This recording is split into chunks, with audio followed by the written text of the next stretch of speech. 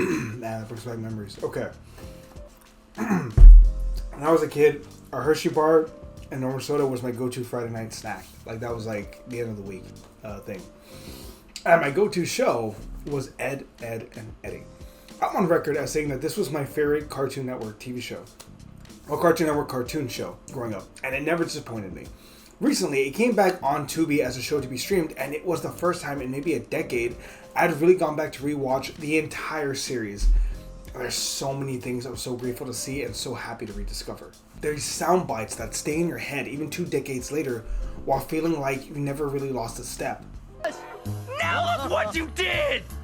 I can't bear to look, as Rolf. Is that the support beam to the house? What's a support beam? This has been quite a day. So why does the structure of Edd, and Eddy work? How does this 9 to 12 character show make so much comedy gold? How is it that it's a constant conveyor belt of scams? Excuse me, soda. How is it that this constant conveyor belt of scams was able to get over 5 seasons of mileage while also being a show that ended perfectly? Well, I think we need to start with the first season.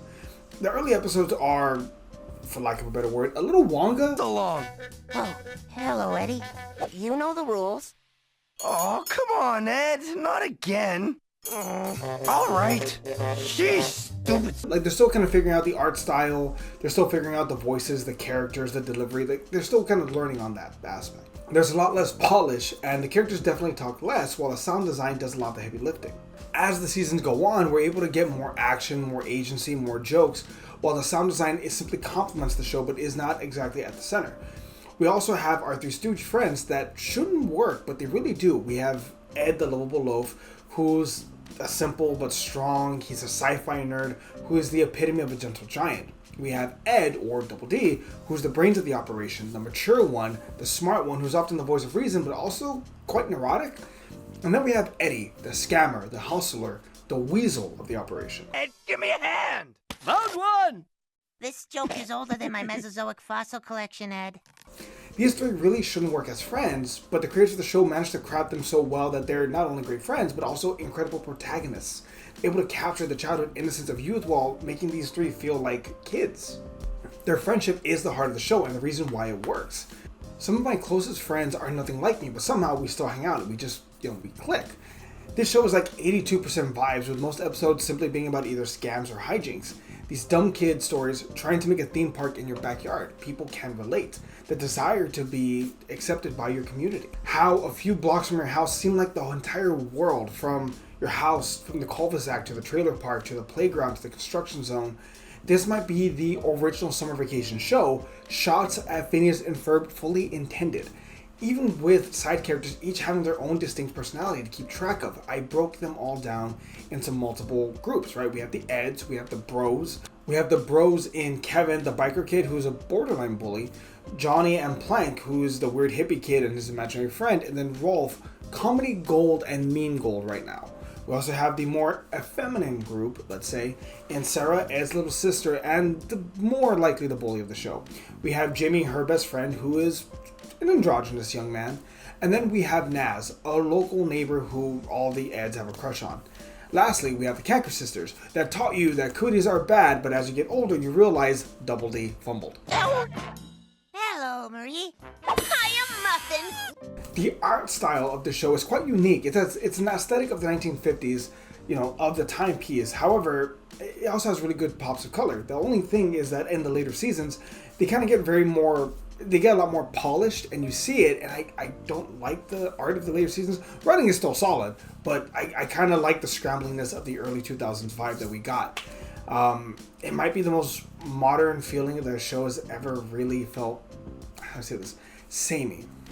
It's an example of why the early 2000s was so vibrant, while most modern shows feel very samey. On top of all that, the humor works on multiple levels as a show of the time, but also something that you can rewatch. Off the top of my head, in one episode, Eddie even says there's money in showbiz unless you're on TV, which is a meta joke that really works. The whole, don't we call him Johnny 2x4? Well, not since season 1.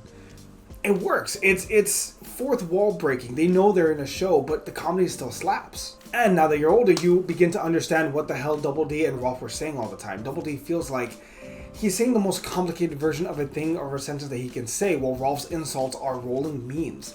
Your garden is soft and what was it? Your garden is overgrown and your cucumbers are soft. This show stands the test of time because it was crafted with love. Each episode is a two-parter with two distinct stories with very few overarching storylines. While there are never really any stories that span multiple episodes, the idea of an Adventure of the Week story, it works for me. I think that's why this show, it does so well. There's only one through story that we really needed to hit. Eddie's brother.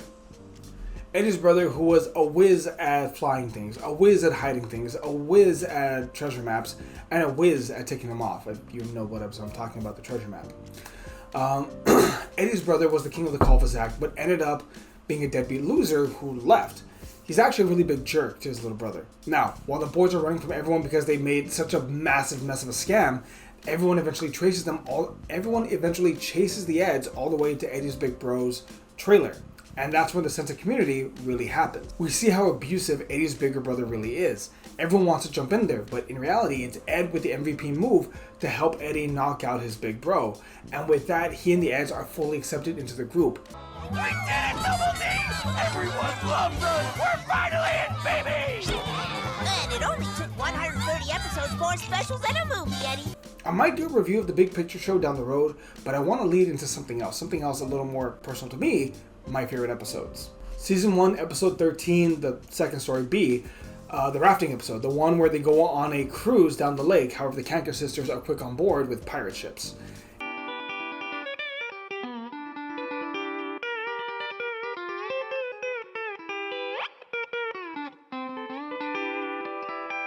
It's a lot of fun. It's stupid but fun. Season 2, episode 1A, Cowboys. So they use Canadian squirt guns against the Kankers, which again, works. It's hilarious. We have season 2, episode 5B, where Jimb, yes, it's pronounced Jimb, kicks the crap out of Eddie, Ed's imaginary friend. Works.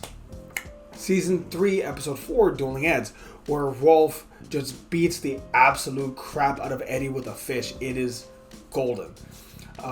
We have, and this might be the best span of episodes actually, season 3, episode 11B, The Day the Ed Stood Still, where Ed becomes this giant monster, this borderline alien thing that Double D created for a movie, and is kidnapping people and Chunky Pups and everyone get to the clubhouse quickly. Just, it works so well, and it's so stupid, but it feels like such a great kid's adventure. And then we have season 3, episode 12, If It Smells Like an Ed. Maybe the best episode. It's where Rolf is placed as a red herring while Jimmy essentially turns the entire neighborhood against the Eds, which isn't really that hard, but he has a masterful plan. He even turns them on the Kanker sisters. They try to match this shoe to everyone, which is really old school. You see this great storytelling aspect in the middle of the episode because they just resort to only music to really get a sense of what they're doing. It works. Those are just some of my favorite episodes. But what about you? What are some of your favorite Edd and Eddy episodes? Or maybe one of your favorite cartoons that are coming out on Tubi right now? Let us know down below. Maybe we can talk about them. And yeah. This was a good episode. Catch y'all next time. See everyone.